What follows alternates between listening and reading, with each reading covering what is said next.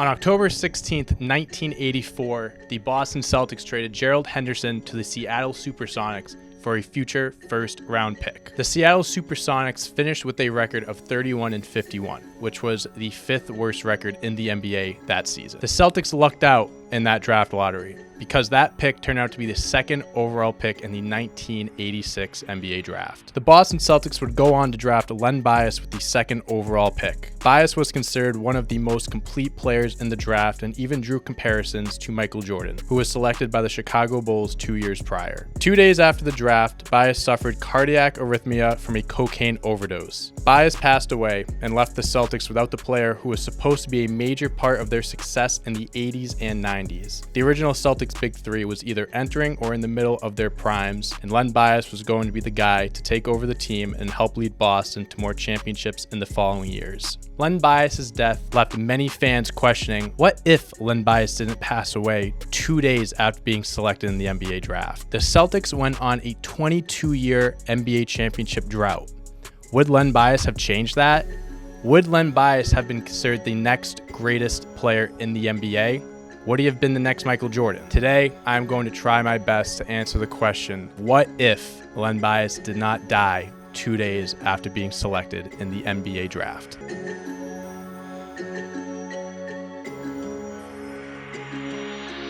Len Bias had himself quite a college career while playing at Maryland. Bias was a 4-year athlete who averaged 16.5 points and nearly 6 rebounds a game while shooting 53% from the field. The Boston Celtics hit a home run drafting Len Bias. They were adding a 22-year-old phenom to a team that finished with a 67-15 record and just won the NBA championship. There's no situation in my mind where Len Bias doesn't start most games for the Celtics. As a season begins, the Celtics should still roll with their starting lineup of Dennis Johnson, Sam Vincent, Larry Bird, Kevin McHale, and Robert Parrish. Len Bias may need a few games to adjust to the speed of the NBA, but it shouldn't take long for the 4-year athlete to get comfortable playing at an NBA level. The Celtics finished as the 1 seed in the Eastern Conference with a 59-23 record.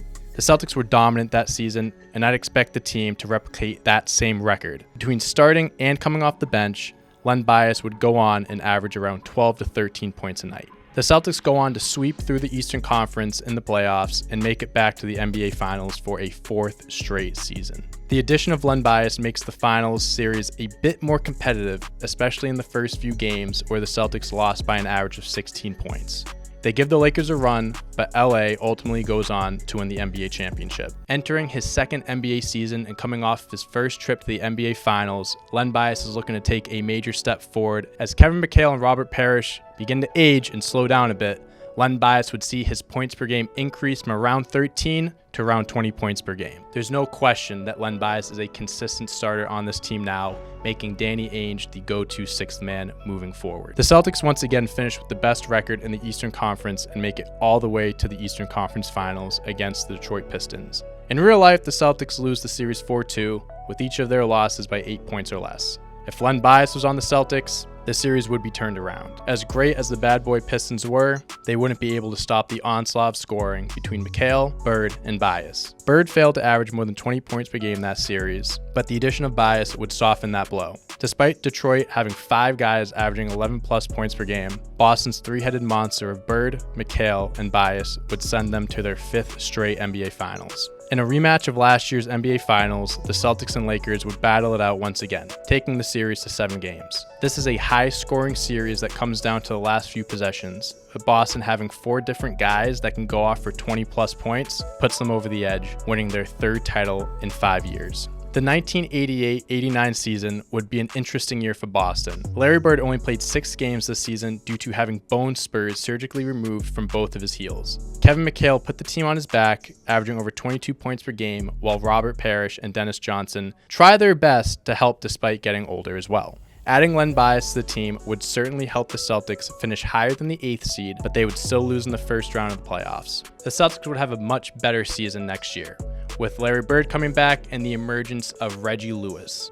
Entering his 4th NBA season, Len Bias has taken over as not only one of the league's best young players, but one of the league's best players overall. The absence of Larry Bird was a blessing in disguise, because Bias used that season to truly become one of the best players the league has to offer. The core 5 of Bird, McHale, Bias, Parrish, and Lewis absolutely dominate the NBA. They finished with the second best record in the East, only sitting behind the Detroit Pistons. They beat the Cavaliers in the first round of the playoffs and even defeat the Bulls in the second round despite Michael Jordan dropping over 42 points per game. In a rematch of last year's playoffs, the Celtics get the Pistons back and beat them in 7 games to make it back to the NBA Finals. They easily beat the Trailblazers in the NBA Finals and win their 4th title in 6 years.